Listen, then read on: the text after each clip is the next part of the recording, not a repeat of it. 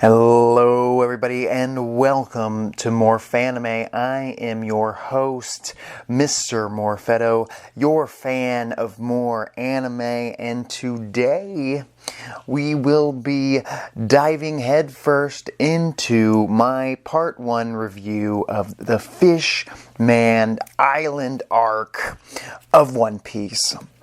That's correct, we're past the time skip. We have made it to the FishMan Island. It's been a long time. I know that it's been a 2-year time skip, but I am assuming when this originally came out, when Sabaody came out, when Amazon Lily happened, when Impel Down happened, when Marineford happened, I assume that it might have taken almost 2 years for all of that to come out into the world. So in a lot of ways, the minute we heard of FishMan Island, it could have legitimately been 2 years until we actually made it to FishMan Island, which is kind of interesting to even think about. I'm excited because I finally get to possibly see how the training went for the Straw Hats. We didn't really get to see exactly what the Straw Hats did when they were training for these 2 years. And I feel like it's probably on purpose. Because you got to think that they would only reveal it sparingly.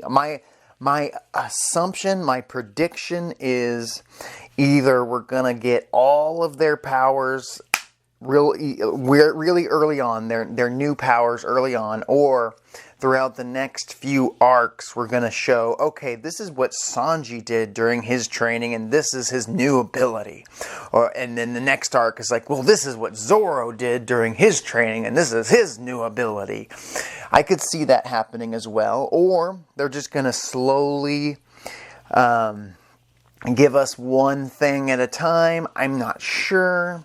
This is a blind review. I've never experienced FishMan Island before, and I am very excited just to see what's next. I mean, the villain of FishMan Island is Hody Jones. This is the first 25 chapters, by the way, of FishMan Island. FishMan Island is 51 chapters. I decided to split this bad boy in half due to so much detail given in One Piece that I want to make sure I don't miss anything of importance. It turns out there's this character named Caribou. That's how it's spelled, Caribou, who was also in the Return to Sabaody arc, mini arc. This dude is a weirdo when you look at him. He's usually got his tongue out and he just looks like an absolute psychopath. My only issue with his character design is like he's almost trying to look edgy.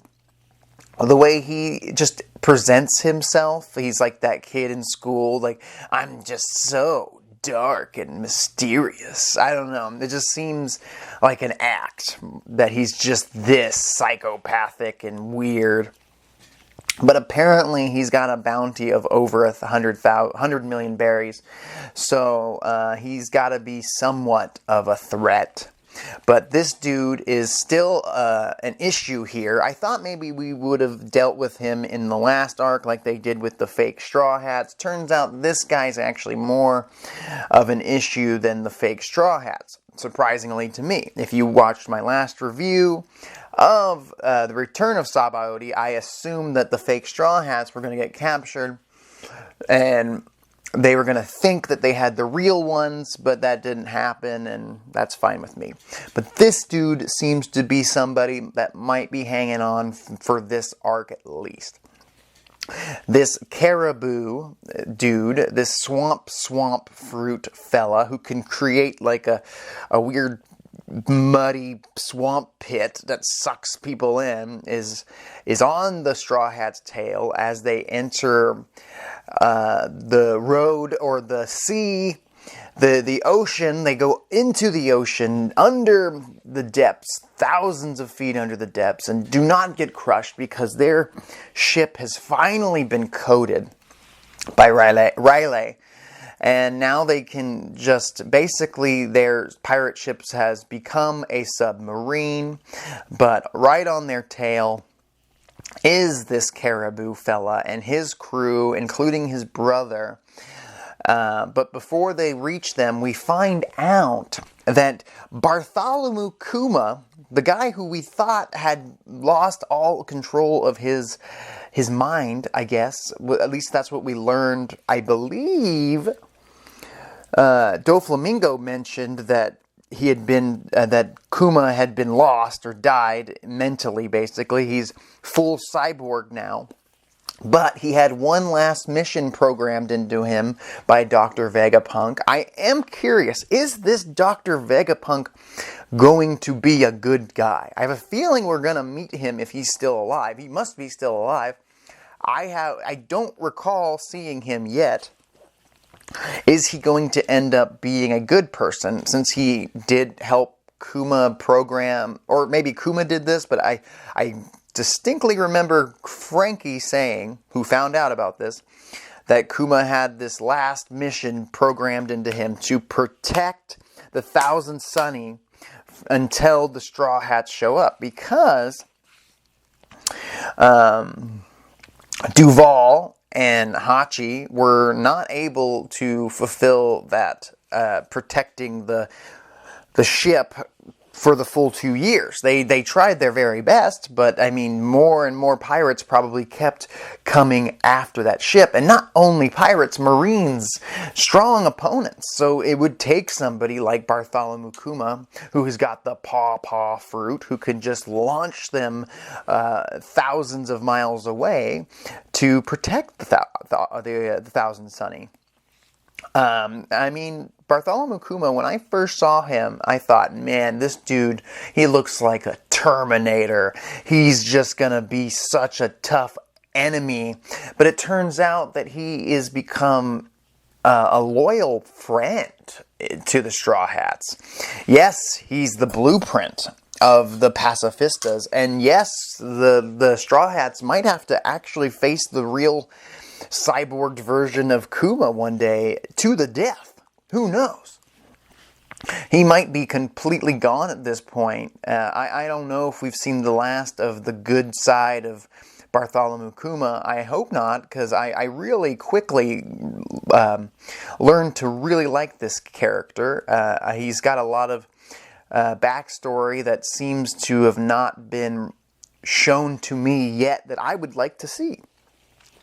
Regardless, eventually this caribou fella and his crew attempt to board the Thousand Sunny, being pulled by Momu. If you remember Momu, the giant sea cow, sea creature that used to work for Arlong, is now working for Caribou, and that's pretty crazy. Never thought we'd see this guy again. And so the Caribou jumps on the Straw Hat ship and assumes that his crew's right behind him. But Momu sees Sanji, and he sees Sloofy, the two that beat the shit out of him, almost unjustifiably beat the shit out of Momu. And he runs away. And it turns out that Caribou's stuck on this Straw Hat ship by himself, quickly gets apprehended by Frankie and a couple other members of the crew, and put into a barrel.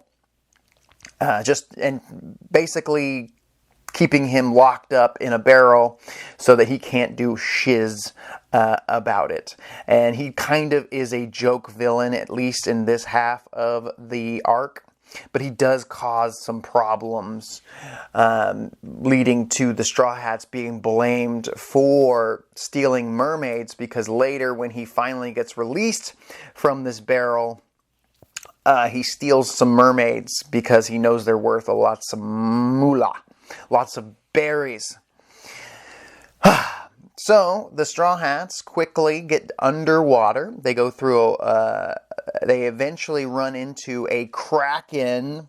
That's correct, the Kraken, a giant squid or octopus, can't remember. And Luffy wants to tame it almost immediately. Of course he does. And at first, when I heard that Luffy wanted to tame it and make it his somewhat pet, I thought, how are you going to do that, Luffy? Do you know how to speak Kraken? Do you tame wild animals? And I was like, since when does Luffy tame wild animals? I forgot that during his 2 years training with Rayleigh, he had to live on an island full of crazy beasts. And he basically tamed those beasts. So I see the logic here. I see why Luffy wants to make this Kraken his buddy. So Luffy and Sanji and Zoro, they all get inside some of those Sabaody bubbles, and they go into the depth of the sea and do not get crushed by the force of how deep they are in the sea. And they take out this Kraken with a few punches, and I assume, I can't remember exactly, but oh yeah, Luffy uses an attack where he blows up his fist like he did with Gear 3, but it's a giant black ball fist. I think he called it the elephant gun, but with the combination of his attacks and some of his crew, they were able to beat the Kraken almost easily and knock a shark out of his belly. This Kraken had a shark in his tum-tum, I believe. And this shark was freed, and turns out this shark was actually the princess of Fishman Island's pet shark, which comes into play later.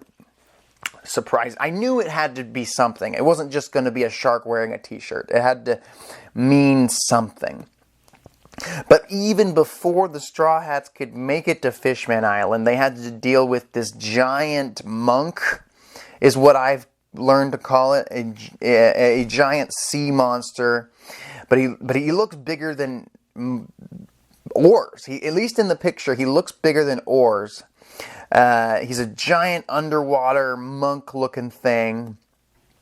And he works for the Flying Dutchman. More specifically, Captain Vander Dekken, who somehow tamed this giant underwater creature.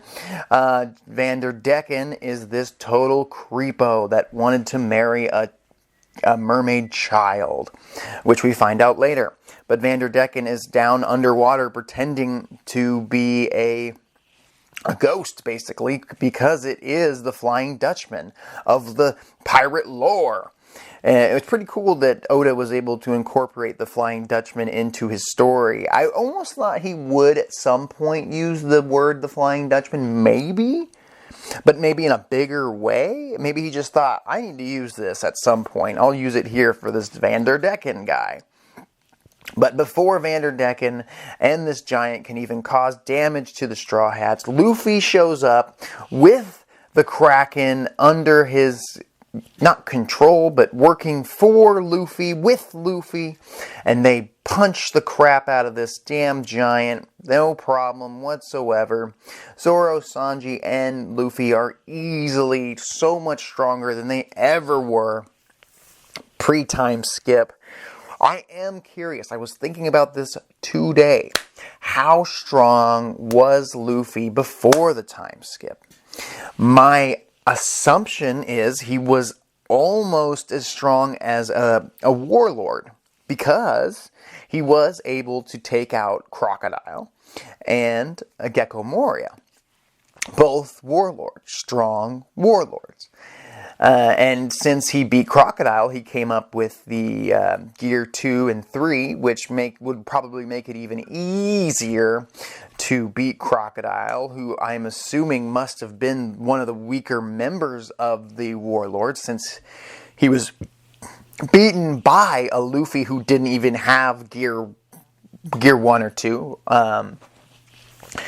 or Gear 3 or whatever. And so now he's got to be at this point, after the time skip, he's got to be Vice Admiral level.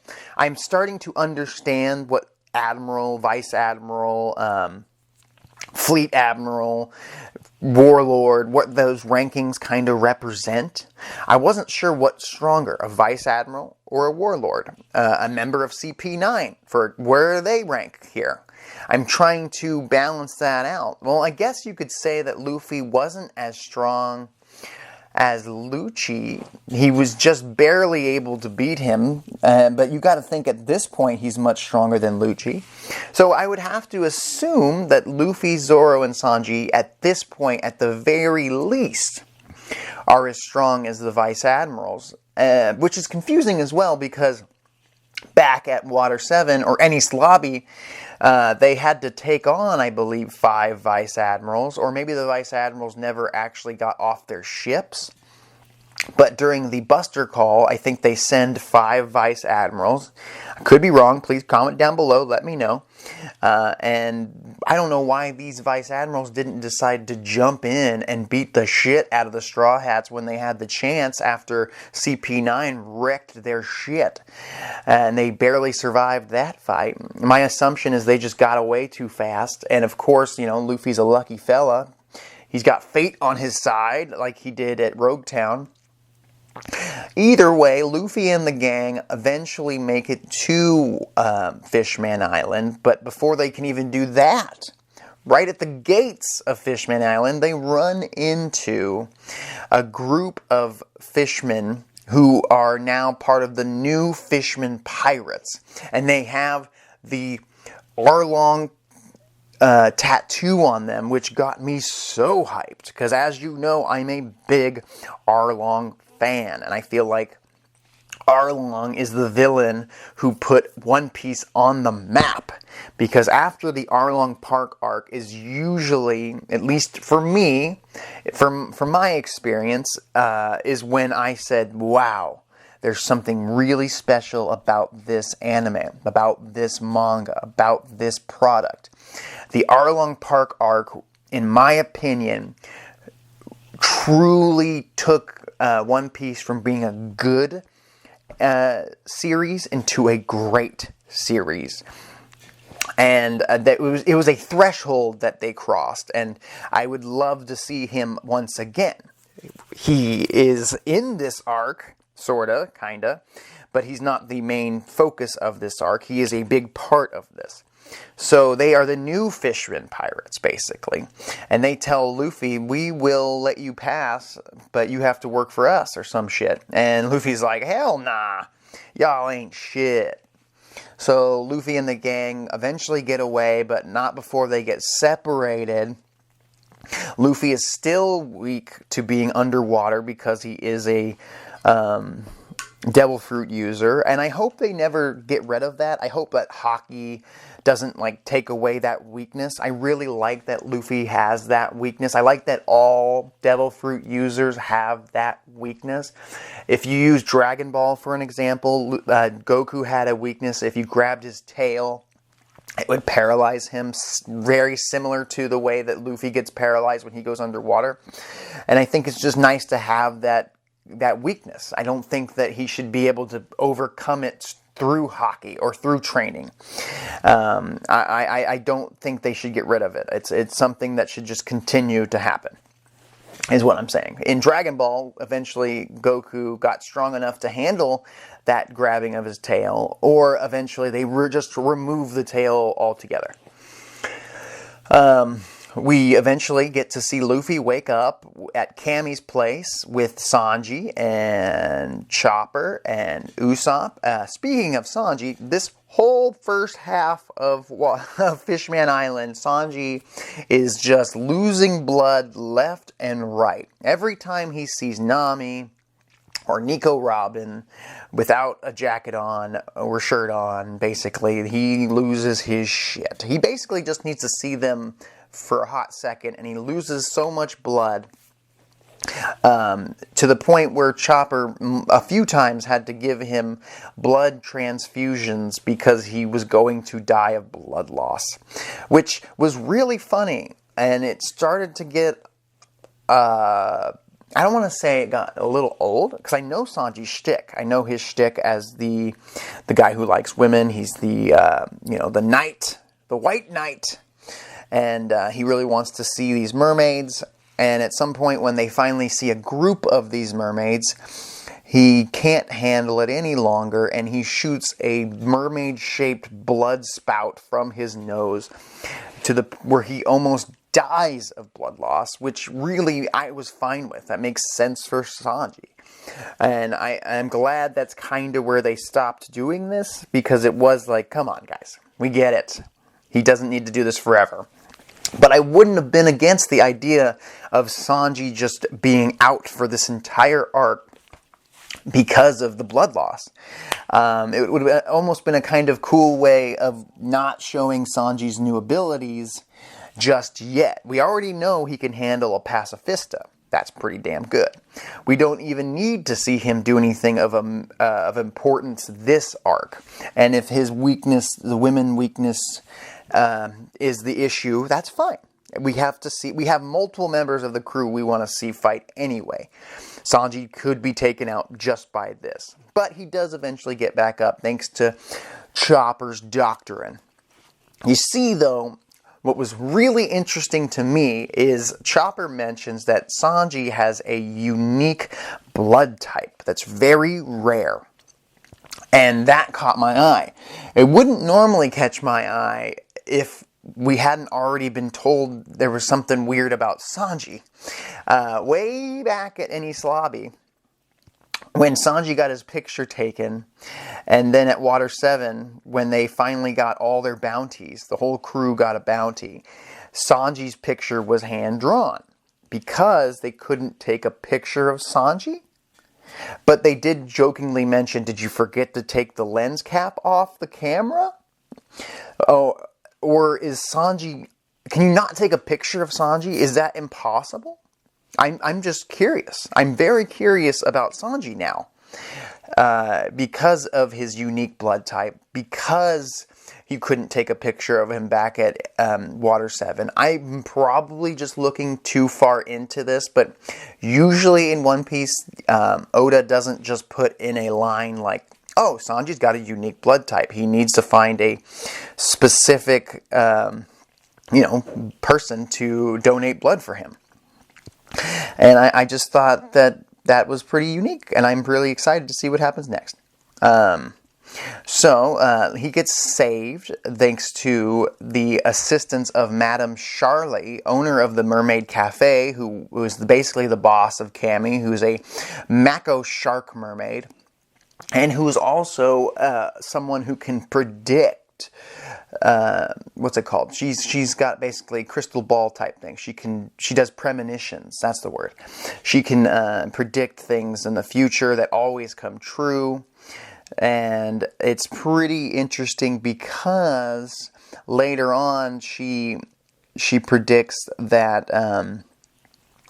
that our boy Luffy and his crew are going to cause some shiz on Fishman Island. And basically it starts everybody freaking out that finds out about this prediction that the Straw Hats are going to cause ruin to Fishman Island, and they need to be captured, and because they're going to just destroy everything. But she's not 100% sure. My theory is, in my part 2 review, I'm going to find out that her prediction was wrong, or it was right, because he was actually causing ruin to Fishman Island because he had to fight Hody Jones, and it caused a lot of damage. But before we even get to that shit, we find out that there's a lady named Big Mom, one of the 4 emperors of the sea, and she's laid claim to Fishman Island, kind of like Whitebeard used to protect Fishman Island, but now this lady named Big Mom, who I've heard a couple times, is now in charge of Fishman Island, and she'll protect them as long as they provide her with candy and whatnot. Which is interesting. I'm interested to see this Big Mom character. We get to see Hody Jones for the first time with his crew Dosan, Zio, Darmu, Hody Jones himself, Ikaros Smoch, who's a giant squid fish man who looks rather intimidating. And he's also got a swordsman on his crew that we met. And then there's Crab Hand Jiro, he's just a pirate from the South Blue who gets his ass beat. So we get to go to the Crimin. Is it called Crimin or Criminal? The place that the starfish, the fashionable starfish runs, because he's a celebrity designer of the Criminal brand, and he ends up giving the crew a bunch of free shit. They end up taking the whole stores full of stuff. I'm going to be curious if down the line they're all wearing his logoed clothes, because the Straw Hats do like to change their clothes a lot, which I appreciate. I really appreciate that they bother to change their outfits a lot, and I hope that continues with into the future of the new world. I want to see the Straw Hats continue to change their gear. I like their gear that they have now, but I want to see them keep doing that. It's very rare in cartoons or anime that the main characters change what they look like clothes-wise. They usually just wear the same outfit every day. Look at Dragon Ball, look at Naruto. Rarely do they change their clothes unless there's a time skip or unless there's a major event that changes everything. This Hody Jones guy seems rather scary. He seems like he idolizes Arlong, because he wanted to join Arlong's pirate crew, the hating humans crew, but he was too young at the time when Arlong was, in his prime, and was trying. And Arlong and Djembe were part of Fisher Tiger's crew. We get to find out. We get to see the whole Fisher Tiger backstory, which turns out to be major and really sad, and really hits you in the feels when you find out exactly what this Fisher Tiger went through. This guy freed the slaves. He was a slave, and he was embarrassed, I believe, to tell his crew that he was a slave. Even though he wants to be friends with the humans, he wants to end slavery, he still wouldn't accept human blood to save his life, because of his pride, I guess. And then that, in a way, sent Arlong off on an even worse path. And what was even crazier, when we find out that Arlong was Fisher Tiger's left-hand man. If Djembe was Fisher Tiger's right-hand man, then Arlong was his left. And they were both two sides of Fisher Tiger. Fisher Tiger wanted to end slavery and peace between the fishmen and the humans, but he also had this anger, and he wanted to hurt them, but he knew he couldn't, or it wouldn't change anything. And Arlong wanted them to suffer. Arlong wanted the humans to suffer. And he wanted them to be, he wanted humans to be his slave, as seen at Arlong Park. He was doing the opposite. He was doing what the humans was doing to him and his people. He turned them into his slaves, which is understandable. And you kind of get where Arlong's coming from. Arlong grew up in the streets of FishMan Island. He grew up in the poor part of FishMan Island, is what I got from the story. And in the end, he wanted to bring a little bit of that pain to them. And I get it. I do get that. I get where Arlong's coming from. But I also get where Djembe and Fisher Tiger were coming from. We're like, hey, we need to show them mercy. Yes, let's go free the slaves. Yes, we will attack when we need to. But we will not kill if we don't have to. And where Arlong wanted to kill every last one of those sons of bitches. But before we make it to this crazy flashback about the queen who ends up dying and all this crazy shit, Luffy ends up going to the kingdom of FishMan Island, where he meets Neptune along with his crew. Well, some of his crew.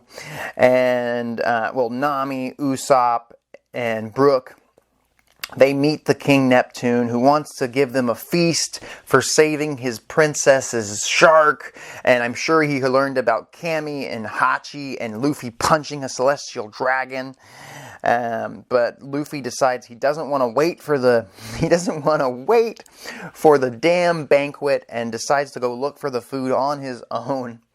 And he ends up accidentally groping the princess, who's a giant smelt mermaid princess, and I don't know how she's this gigantic. But, you know, One Piece is full of crazy things like this, but she is huge.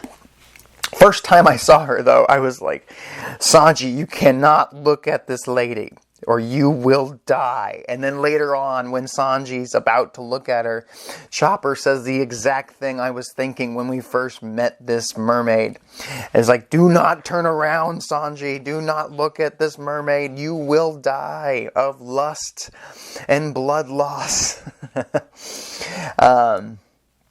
Vander Dekken ends up joining forces with Hody Jones. This thing that I feels like this plan has been coming together for a while, and the Straw Hats just happened to show up around the time they needed to show up to stop this evil plan. Luffy's lucky that way. Like, if Luffy showed up a year later, if they decided to train for another year, I really do wonder, would Hody Jones have found a way to accomplish his goals? Maybe not. I mean, you got to think that my boy Jinbei is going to come in and save the motherfucking day.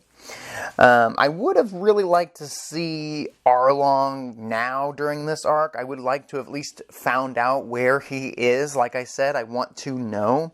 I mean, we do find out about a young, brash, stronger Arlong, and I mean stronger. If Arlong was a part of Fisher Tiger's crew, and he was basically a second or third in command right under Jinbei, you have to assume that Arlong was stronger then than he was when he fought Luffy. If not, then he would have... I don't understand why he would be so much weaker than Jinbei to be the third in command here. My guess is that Arlong went to the East Blue, took over Nami's village, and just caused havoc, right? And we find out that Jinbei didn't come and stop Arlong because he didn't know that Arlong was doing this dastardly deed. He didn't know because Arlong was paying off the Marines to keep it a secret, to keep his bounty the way it was. So you have to assume Arlong's bounty would have also gone up if they found out what he was doing. And that news would have got to Jinbei, and Jinbei said that he would have stopped Arlong himself. And he should have when he had the chance, but he didn't want to because he was one of his brothers. And we find out Jinbei joined the damn warlords in the first place to free Arlong, to free his people, at least some of them. And when we find that out, you got to assume it was so hard for Jinbei not to join the war at the Marineford, to not listen to the Marines, because the only reason Jinbei was part of it was to protect his people, to protect Fishman Island. And when he decides, no, I will not join this war, I will not be part of Ace's execution, I do not think we should fight Whitebeard, you got to assume in the back of his mind, he's like, if I turn against the government now, they could just send a fleet to Fishman Island. They could do a buster call to Fishman Island, forcing the fishmen into the world, and then allow fishman slavery to happen more often.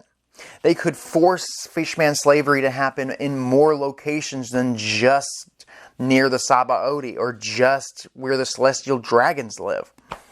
That's very sad and very noble that he was willing to give that up, you know, just to help Ace, a guy who he barely knew. And Luffy, a guy who he barely knew. Jinbei knows what's right and Jinbei knows what's wrong.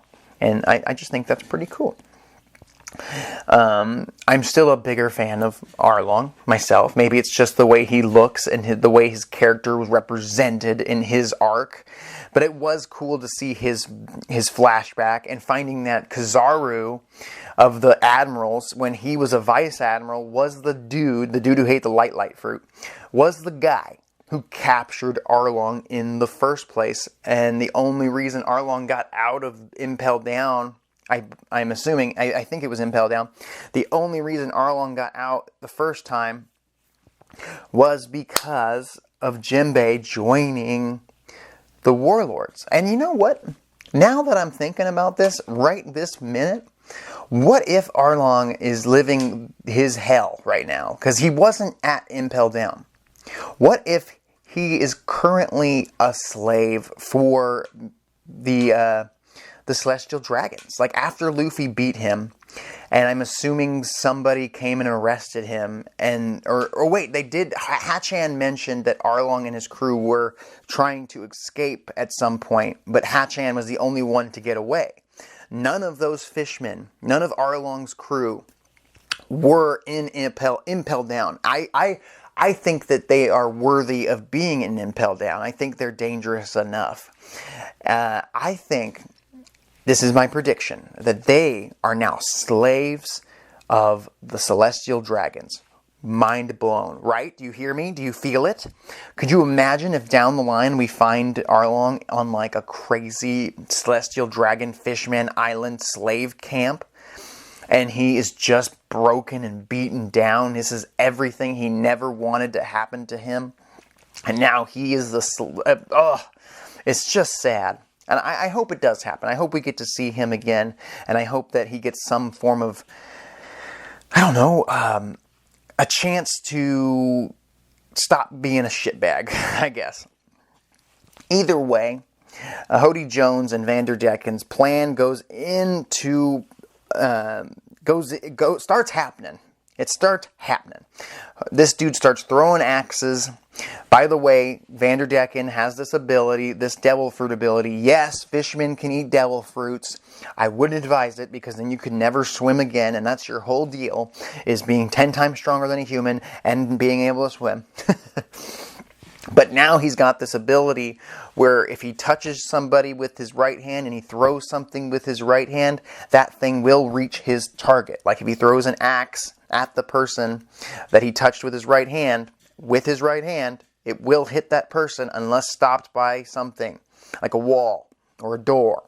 Same with his left hand. And at some point, Vander Dekken had touched the mermaid princess and never washed that hand, or touched anything else with that hand, and is now continuously for 10 years throwing love letters and weapons at her, and she had to be locked away in her room for 10 years, very Disney princess style, and wasn't allowed to leave until they were able to catch this guy, which they weren't. I'm wondering how and why King Neptune did not try and get this Vander Dekken, this piece of shit, who wanted to marry a child. What a piece of crap. I am so happy that later on in this first half of Fishman Island, Luffy just beats the shit out of Vander Dekken. I don't think he's done yet, but he gets his ass beat for a hot minute. We also get to see Chopper's new form. I think he called it Kung Fu Point is what it was called. If you remember, he had Monster Point and all those other points, but he now has a new form, which I'm not a big fan of. It's kind of, I don't know, bulky, chunky. Maybe it's supposed to be cute. I don't know. I kind of miss his Monster Point that we got to see last time we saw him transform, and I really hope we find out later that he's found a way to change his Rumble Balls, his formula for the Rumble Balls, and maybe now he can control Monster Point. Because even when he was dealing with Kizaru and all those fellas back at Sabaody, they even said that Chopper was basically the strongest Straw Hat when he's in that form, but he just can't control it. which is pretty wild. Luffy convinces the princess to get inside of her pet shark, like inside of his stomach, so they can go to the grave site of her mother, basically. They head out. They assume that Luffy stole the princess because there's also mermaids, like I mentioned before, that were taken by Caribou, which is a total lie, but they're assuming the Straw Hats are causing all these problems.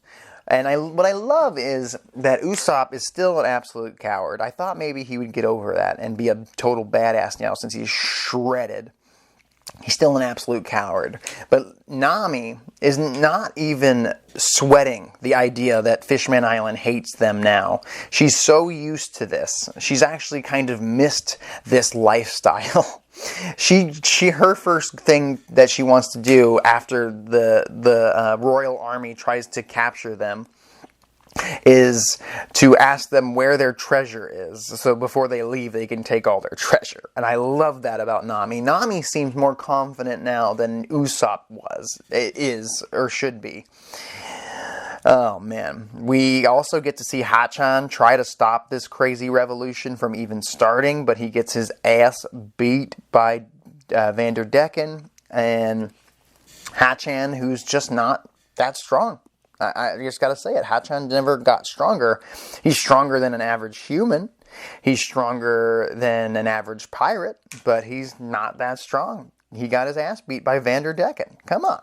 None of these guys in Hody Jones' crew, including Hody Jones, seems like a major threat to me. Maybe I'll be proven wrong in the second half of this arc. But Hody Jones is a crazy steroid-using fishman. And if you're using steroids the way this guy is, steroid fishman pills, then maybe he's actually not that strong, and maybe he's as strong as Arlong was, or stronger than Arlong is. But with the steroids, it pumps him up. So he goes head to head with Zoro, and he does beat Zoro and captures Zoro, which is absolutely wild. Because to me, I assumed that Zoro, after training with a warlord, training with Hawkeye Mihawk, that Zoro would be on par with where Luffy is right now, if not a little bit stronger. I've always thought that Zoro and Luffy were kind of at the same level, just in different styles. Swordsman, rubberman, hand to hand. You know, like they have different styles. And then Sanji was always just right below them. We also find out this whole time the crew is dealing with this revolution and being attacked by the Royal Army and getting attacked by Hody Jones's crew. Nico Robin, best girl, is out there doing her job on the crew. Being an archaeologist, I think it was, yeah, whatever. She has probably the most important goal of the entire crew, right below Luffy's goal of finding the One Piece, which I feel are connected to her goal. I never thought, the first time we met her, by the way, this cowboy hat wearing Nico Robin, who shows up and supposedly kills somebody on a ship. I can't remember his name. God, I wish it would come to me. But regardless, she's just a bad girl who's part of Crocodile's crew. I never thought that she would become such an important character, because as you know, her goal is to find out what happened in the 100-year void, this history that the government is trying to hide. And she's trying to find these poneglyphs, which she does find one down here on Fisherman Island, which is wild. Because that poneglyph that she does find has like a letter on it, or a message that she reads. She says, it's almost like a letter. And a letter of apology at that? Who could it be apologizing to? Who in the world are you? Joy Boy? I don't know who this is, but it seems important. This is the first time I'm hearing of it, but I know there's so much more to be found out. It feels like we've closed so many doors dealing with the first half of the One Piece, and now the new half, there's still so many questions to be answered. We get to find out about Queen Otame's life, King Neptune's wife, who was trying to bring the fishmen to the surface and trying to get signatures multiple times from the people of FishMan Island. She would sacrifice herself multiple times in front of them. It even shows her with her kids and her gigantic baby fishman mermaid lady that we meet later. It's pretty wild. This lady's willing to sacrifice so much, and in the end ends up getting killed by a human, supposedly. I have a feeling that's gonna be revealed to be that, like, Hody Jones or Arlong was a part of her death, just to cause unrest among the fishmen. Fisher Tiger actually gets killed because he helps a child that escaped from Moria, the place where he helped free the slaves. This kid named Koala, I think Koala, based like the animal, who's only 11 years old, who used to be a slave, I'm assuming her whole life. And she's only a child, and Arlong just wanted to eat her, basically, just because she was grinning at him. Arlong has some anger issues, but like I said, understandably, this kid has been mentally broken. Anytime that she thinks that she's in trouble, she just starts cleaning, and even has the slave tattoo on her. It's very sad. Fisher Tiger and his crew take her very far to get home, takes her to her family, and it was all a trick just to capture Fisher Tiger, but ends up killing Fisher Tiger due to blood loss, like I had mentioned. It's very sad. I assume Koala had nothing to do with this. I think she was just a kid that the government used. They used her to trick Fisher Tiger because they knew Fisher Tiger would never turn this slave child away, even if she's a human. And this just set Arlong off on the path to ruining Nami's life.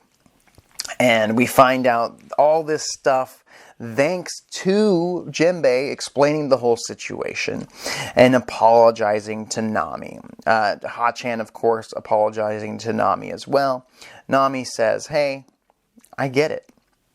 You know, your queen was killed, shit went down, celestial dragons suck. And to be honest, my life was shitty when Arlong was in charge of it. But because of Arlong, I met my crew. I met Luffy. I met this amazing family I have now. And I don't regret any of these things. So I do not hold that against you, Jinbei. And I thought that was pretty cool because they got right past that. I was curious how the connection with Jinbei and Arlong and Nami was gonna go. We also get to see the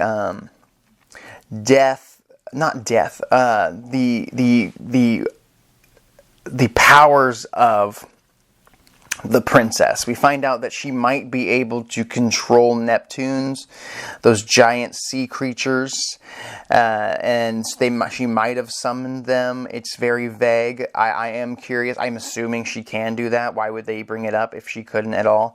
So somehow the princess fish mermaid can control giant sea creatures, and I assume that will come into play when they fight Hody Jones. But before this half ends, Luffy says, well, I need to go save my crew because Hody Jones somehow beat Zoro, probably just taken so many Fishman steroids. And they fought underwater, by the way. So Zoro was in a disadvantaged area. Zoro had to fight Hody Jones under the water. And they captured Brook, Usopp, and Zoro and put them in a cage and showed them off and said, "We're coming to get you, Luffy, with your 400 million berry bounty." We also find out that Luffy's got a 400 million berry bounty in chapter 628. I can't believe I'm 628 chapters into this and I'm barely halfway over this thing. Which I'm happy about. I want One Piece to go on forever, but I also want to know all these mysteries. So Luffy says, "I'm going to go save my crew." But Jinbei says, "Hey, no, you're going to stay right here. I'll handle this." Luffy's like, "Hey man, this is my crew. I have to save them." But not before he says, "Hey, my bounty's at 400 million. When did it go up?" And he's just so excited. And I love that Luffy still gets happy knowing that his bounty's going up. And Jinbei even mentions the bounties usually don't go higher than 300 million berries unless you do some crazy shiz, which he did on Marine Ford, Enies Lobby, and Impel Down. I am assuming that the rest of the crew's bounties might have gone up a little bit as well. But Luffy says, and I quote, "Jinbei, Hody's got my crew. If I don't get him, my friends and everybody else will be in danger. I'm going. If you want to stop me, go ahead and try." Jinbei looks at Luffy dead in the eyes and says, "I fought alongside you, so I misjudged you. You're his little brother, all right." Speaking of Ace. "But if you won't stay put and let me handle Hody Jones, you leave me no choice." So that's the end of chapter 628, my first half of Fishman Island. There's so much shiz going down, people. Jinbei and Luffy are going to throw down. My assumption is that Luffy will not go full out with Jinbei. I mean, we don't want to see Luffy's full strength yet. But this is a good way for us to see how strong Luffy has become. If he's going against Jinbei, who we kind of understand is very powerful. At the very least, he's as strong as a warlord, an average warlord. So Luffy must be able to compete with the guy at this point, I'd hope. But they can't beat each other up too bad, unless this is going to be a way for Jinbei and Luffy to beat the shit out of each other, so that when they end up coming face to face with Hody Jones and his crew, they are tired and beat up, but still able to fight. It gives Hody and his crew an opportunity, a chance to beat them. My question is, what was Hody Jones's end game here? Yes, he wants to become basically king of the fishmen and start this crazy revolution, but did he really think that he could take on the world government? Did Hody Jones think that he could take on the world government with his small band of fishmen? I don't think so. I don't think so. I think that once he did this, once he took over, and once he started causing crap for the Celestial Dragons, if that was his plan, he would get his ass bitch slapped back down by the admirals. I don't think Hody Jones could handle even one admiral by himself, maybe with his entire crew. But if a buster call was sent to Fishman Island, I think that Hody Jones would probably lose or run away, and he would have just caused the end of the Fishman's happy little area that they hide in, away from the sunlight, all this crazy shiz. I'm very excited to see how this arc ends. Please comment down below if I missed anything of importance. I guess one thing I can remember that I didn't mention is the fact that a celestial dragon during the flashback came to Fishman Island to try and claim his fisherman slaves that were freed because Jinbei became a warlord. Because he's like, you guys are my property and you cannot leave my king. I need my slaves. You come with me. Like they were just going to listen to him because they're like pets to him. What a piece of shit. And the queen saves this celestial dragon from getting murdered by his former slaves, just so she could go with him to the surface in a crazy self-sacrificial way, and in hopes that she can deal with them. And she comes back with a piece of paper, which I assume was an absolute lie, to try and get the fishmen to the surface, to try to end fishman slavery. She is so strong mentally. She feels the pain of her people, and it's just sad seeing her go down. And the fact that her kids couldn't even be at her funeral was even sadder. And you know, to add insult to injury, you got this Vander Dekken dude just trying to marry a child. What the absolute fuck, people. FishMan Island so far has been a great way to kick off this post-time skip era of One Piece. I cannot wait to see the crew just absolutely decimate Hody Jones and his crew. I just know it's going to happen. I do wish that Zoro was the one to beat Hody Jones just by himself, because I have this feeling he's just stronger than we're being led to believe at this point, since he trained with Hawkeye for 2 years. But I don't know. I just think that Luffy doesn't need this victory. He's beaten so many major villains. He doesn't necessarily need it. He's the main character, and I love Luffy. He's my favorite character in this story. But I think that Sanji, Zoro, and the rest of his crew all need a major victory going forward, and I'm hoping they get it. I hope that they get a major opponent to beat in front of my eyes, so I can just cheer for them from the sidelines going crazy. This is More Fanime. I hope you enjoyed this review. Please comment, like, share, and subscribe. We are on the road, people.